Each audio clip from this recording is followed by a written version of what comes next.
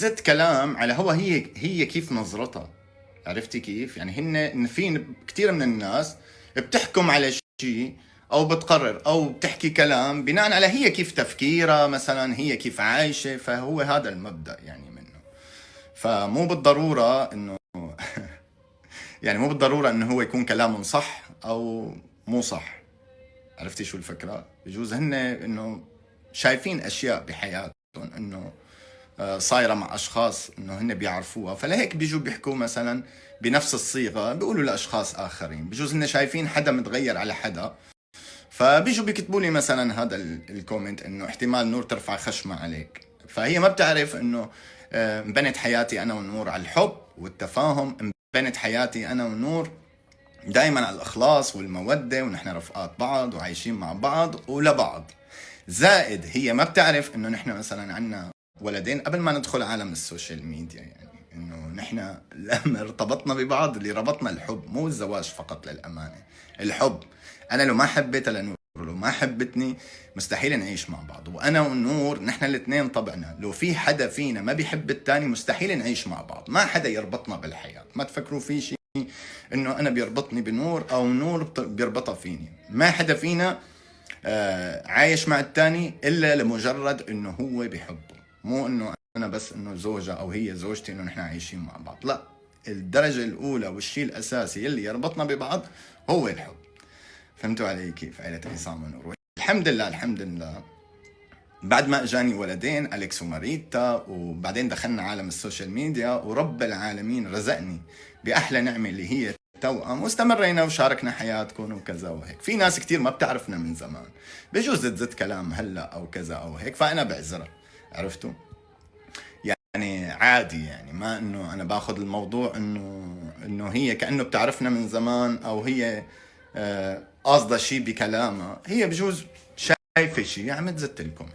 عرفتوا كيف؟ اما مثل ما تفضلتي انت حكيتي كلمه حلوه للكومنت، انه نحن تعرضنا كتير بالسوشيال ميديا. والله العظيم للامانه نحن اكثر حدا تهاجم وتحارب بالسوشيال ميديا مو من المتابعين نفسهم. المتابعين متعودين على كلامهم. ليش؟ لانه بنعرفهم يلي بيجوا بزتوا كلام، بزتوا والله العظيم من حقد وغيره وكذا. حاطيكم على سبيل المثال، يعني دائما هدول الحاقدين والكارهين عملوا اوكي كلها عمليات تجميل. اطلعي على اولادها بتعرف اذا كلها عمليات تجميل ولا لا. النور اللي عملته هو اسنانه وفيلر بوتوكس.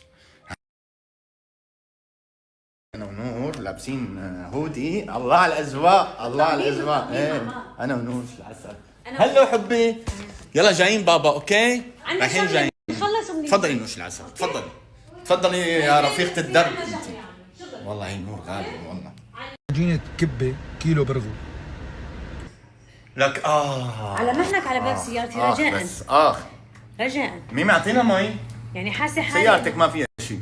لا مي، لا سناكات ولا شيء. فيها مي والله. اعطينا فستق والفستق والمي. خلينا نبل قلبنا على الطريق. انا بحب اشرب مي كثير. ونور عم تشربي مي انت؟ عم تشربي مي؟ هي بتقول ايه بس يعني بتعرفوا تشرب المي تبعها باليوم كله. يلا تشرب لها علبه باليوم كله. اليوم عنا بالكامباوند عاملين الستيج هون وحاطين شجره الميلاد.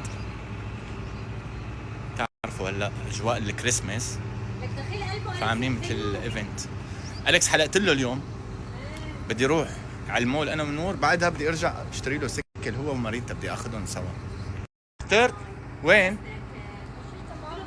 والله فرجيتها لماما؟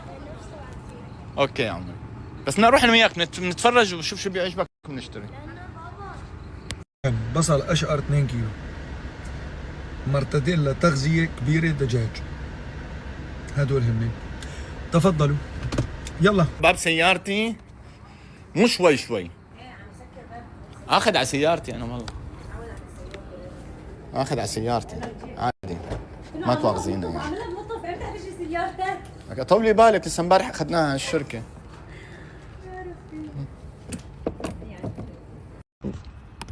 لازمها قطن للاذان، شو رايكم؟